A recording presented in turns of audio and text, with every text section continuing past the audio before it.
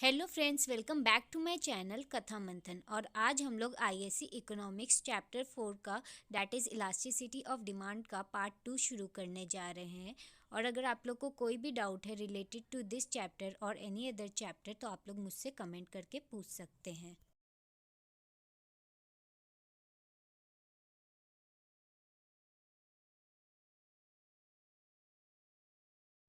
तो point elasticity में आज हम लोग कर लेंगे लीनियर स्ट्रेट लाइन। आप लोग को यहाँ पे एक ठो डायग्राम दिख रहा होगा, वो डायग्राम में ध्यान से देखिए। हम लोग प्राइस जो है वो हॉरिजॉन्टली मेजर कर रहे हैं, जबकि जो हम लोग का क्वांटिटी है वो हम लोग वर्टिकली मेजर कर रहे हैं। और वहाँ पे एक ठो डिमांड कर्व होगा डी डैश, जहाँ पे आप लोग को 5 पॉइंट्स देखने के लिए मिलेंगे। सबसे ऊपर है ए, देन बी, फिर सी, फिर डी, और एकदम लास्ट पॉइंट यानी क्वांटिटी पे जो क्वांटिटी यानी एक्स एक्सिस पे जो डॉट है वो है पॉइंट ई, और जो वाई एक्सिस पे जो पॉइंट है वो है हम लोग का पॉइंट ए। सो देख लीजिए, अब मैंने इसका अच्छे से एक ठो पैराग्राफ में करके लिखा है। तो ये वाला से आप लोग को, जो मैंने स्टार्टिंग में आप लोग को प्राइस इलास्टिसिटी का टाइप्स पढ़ाया था, वो भी क्लियर हो जाएगा। जो मैंने बोला था आपको ये चैप्टर में आगे जाके क्लियर हो जाएगा। सो स्टार्ट करते हैं। From the above diagram, price is measured on vertical axis and quantity on horizontal axis. जो प्राइस है वो हम लोग वर्टिकली मेजर कर रहे हैं, और जो क्वांटिटी है वो हम लोग हॉरिजॉन्टली मेजर कर रहे हैं। As per the point elasticity method, price elasticity is measured on the basis of the ratio of lower segment to upper segment.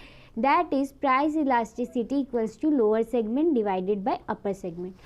तो पॉइंट इलास्टिसिटी के हिसाब से हम लोग प्राइस इलास्टिसिटी कैसे मेजर करते हैं? तो price elasticity equals to lower segment divided by upper segment. मतलब पहले हम लोग नीचे का पार्ट लेंगे, उसके बाद ऊपर का पार्ट लेंगे।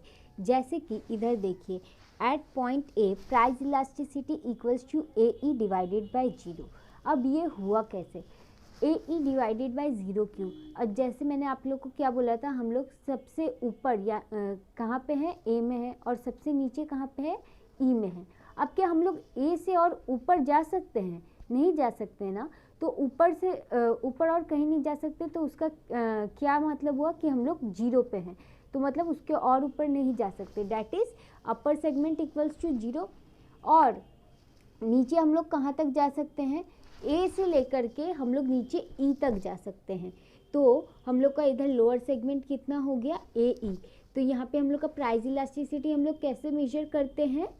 पॉइंट ए के हिसाब से हम लोग यहाँ पे प्राइस इलास्टिसिटी मेजर करेंगे lower segment divided by upper segment. और लोअर सेगमेंट हम लोग का क्या है? ए E divided by upper segment हम लोग का क्या है? 0। और एनीथिंग डिवाइडेड बाय 0 हम लोग का क्या होता है? इन्फिनिटी। तो आप लोग को समझ में आया कि हम लोग का इन्फिनिटी कैसे निकला। और टाइप्स ऑफ प्राइस इलास्टिसिटी में ना आप लोग को मैंने क्या बोला था? इन्फिनिटी कौन से टाइप का होता है? परफेक्टिवली इलास्टिक का होता है हम लोग का इन्फिनिटी। तो आप लोग को ये बात भी समझ में आया कि इन्फिनिटी हम लोग का कैसे निकला।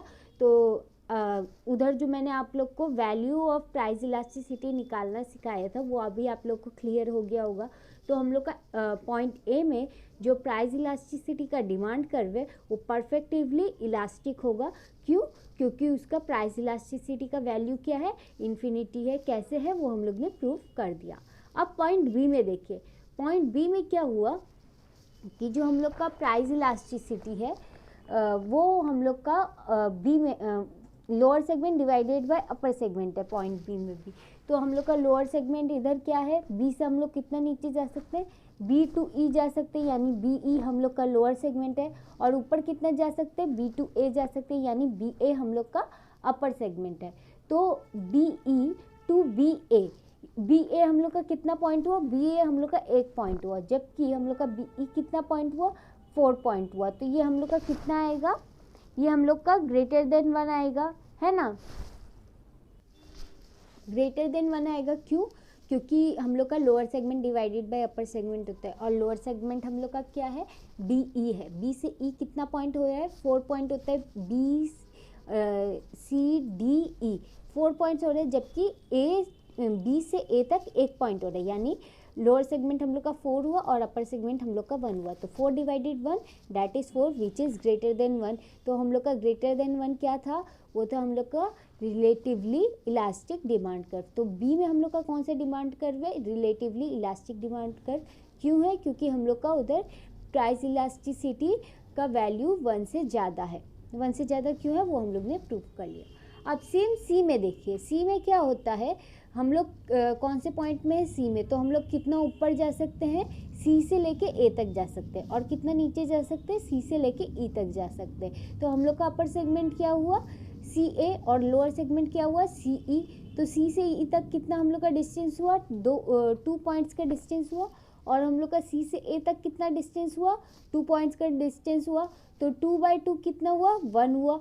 तो यहाँ पे हम लोग का प्राइस इलास्टिसिटी कितना आ रहा है, 1 आ रहा है। और 1 हम लोग ने क्या पढ़ा था टाइप्स ऑफ प्राइस इलास्टिसिटी में, कि जो 1 होता है वो हम लोग का यूनिटरी इलास्टिक होता है। तो आप लोग को समझ में आया कि हम लोग का यूनिटरी इलास्टिक क्यों है, ये सी वाला पॉइंट सी का डिमांड कर, क्योंकि इसका वैल्यू हम लोग का 1 है, और 1 क्यों है वो हम लोग ने प्रूव कर लिया है। अब पॉइंट डी देखिए, पॉइंट डी में क्या हो रहा है कि हम लोग कितना ऊपर जा सकते हैं, डी टू ए जा सकते हैं, और कितना नीचे जा सकते हैं, डी टू ई जा सकते हैं। तो हम लोग का यहाँ पे अपर सेगमेंट क्या हुआ, डी ए हुआ, और लोअर सेगमेंट क्या हुआ, डी ई हुआ। और डी ए तक हम लोग का कितना पॉइंट्स हो रहा है, 4 पॉइंट्स हो रहा है। और डी से ई तक कितना पॉइंट हो रहा है, 1 पॉइंट हो रहा है। यानी हम लोग का कितना हुआ, 1/4। यानी हम लोग का प्राइस इलास्टिसिटी का वैल्यू कितना आया, 0.25। 0.25 हम लोग का प्राइस इलास्टिसिटी लेस देन 1 है। तो हम लोग का लेस देन 1 किस में होता है, रिलेटिवली इनइलास्टिक में होता है। तो हम लोग का हम लोग ने टाइप्स में पढ़ा था कि हम लोग का 1 से लेस रिलेटिवली इनइलास्टिक में होता है। तो हम लोग को पता चल गया कि डी का जो हम लोग का डिमांड कर्व है वो रिलेटिवली इनइलास्टिक है। क्यों है, क्योंकि इसका प्राइस इलास्टिसिटी हम लोग का 1 से कम है। और क्यों कम है वो हम लोग ने प्रूव कर लिया है। अब पॉइंट ई में देखिए, ई से हम लोग कहाँ तक जा सकते हैं अपर सेगमेंट के लिए, ई से ए तक जा सकते हैं। लेकिन अब हम लोग ई से और नीचे तो नहीं जा सकते। तो ई का वैल्यू हम लोग का कितना आया, 0 आया, यानी लोअर सेगमेंट हम लोग का 0 है।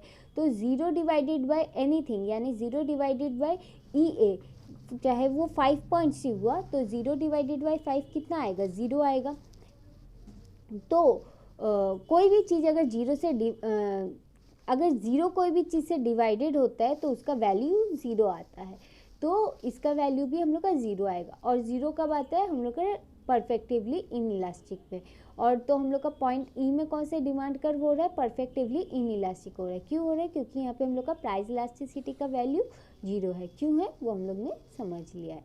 तो आप लोग को ये लीनियर स्ट्रेट लाइन वाला समझ में आया होगा। सेम अब नॉन लीनियर डिमांड कर्व भी देख लीजिए। नॉन लीनियर डिमांड कर्व में पहले हम लोग को देखना है, हम लोग नॉन लीनियर डिमांड कर्व का प्राइस इलास्टिसिटी कंप्यूट कैसे करते हैं, ठीक है। तो आप लोग को यहाँ पे एक साइड में डायग्राम दिख रहा होगा। हम लोग वर्टिकली जो है वो प्राइस मेजर कर रहे हैं, और हॉरिजेंटली हम लोग क्वांटिटी मेजर कर रहे हैं। आप लोग को एक टेंजेंट दिखेगा ए से बी तक, और एक डिमांड कर्व दिखेगा डी डैश। तो वो जो डी डैश है वो एक पॉइंट में आकर के ए बी से टच हो रहा है।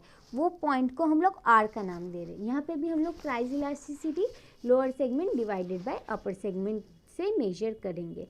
अब नेक्स्ट देखिए यहाँ पे क्या बोल रहा है। यहाँ पे बोल रहा है as per the point elasticity, जो हम लोग ने शुरू में पढ़ा था वही, कि हम लोग पॉइंट इलास्टिसिटी के हिसाब से नॉन लीनियर डिमांड कर्व यानी आर्क में भी हम लोग किस तरीके से प्राइस इलास्टिसिटी मेजर करेंगे, lower segment divided by upper segment.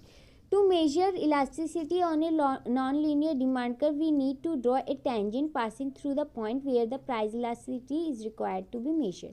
अब हम लोग को नॉन लीनियर डिमांड कर्व में प्राइस इलास्टिसिटी मेजर करने के लिए पहले हम लोग को जो डिमांड कर्व है उसके लिए एक टेंजेंट ड्रॉ करना पड़ेगा, जहाँ पे हम लोग को अपना नॉन लीनियर डिमांड कर्व को मेजर करना है।